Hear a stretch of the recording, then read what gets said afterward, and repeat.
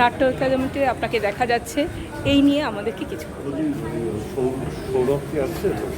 আমি তারা ফোন করে বলুন আপনি কি বলছেন।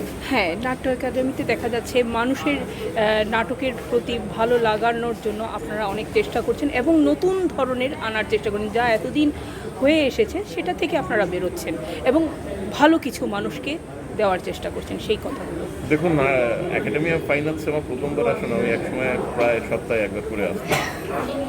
তারপরে বাইরে পোস্টেড ছিলাম, আসতে পারিনি। তারপরে এটা যেহেতু নৈহাটির গ্রুপ, হ্যাঁ, নৈহাটির গ্রুপে নৈহাটির বিধায়ক আসবে না, এটা একটু তাল কেটে যায়।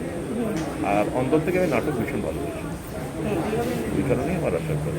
হ্যাঁ। আর নাটক থিয়েটার না সিরিয়াল নাকি বড় পর্দায় কাজ, কোনটা আপনার বেশি মনে হয় মানুষের কাছে পৌঁছায়? আমার মনে হয় নাটক থিয়েটার সব থেকে বেশি মানুষের। ধন্যবাদ। সিনেমা থিয়েটারে তো হ্যাঁ, যারা অভিনেতা বা সিরিয়াল যেগুলো করে তারা অভিনেতা, তারা তো মানুষের রিয়াকশনটা পায় না।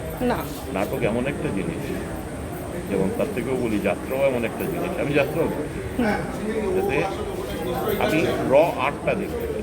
আহ, ঠিক, আপনি একদম মাটির সঙ্গে মিশে আছেন দাদা। হয়তো থ্যাংক ইউ সো মাচ।